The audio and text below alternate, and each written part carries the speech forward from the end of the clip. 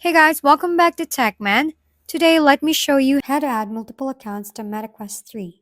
To add multiple accounts on your MetaQuest 3, start by making sure your primary account, the admin account used during setup, is active.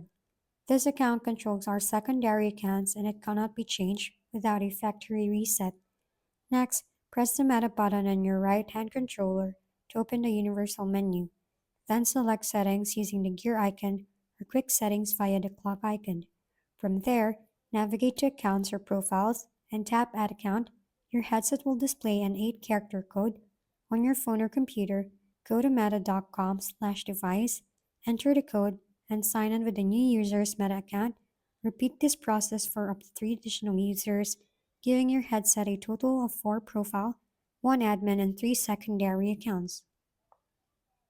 If we've been helpful, kindly give us a thumbs up and don't forget to hit the subscribe and bell button for more contents.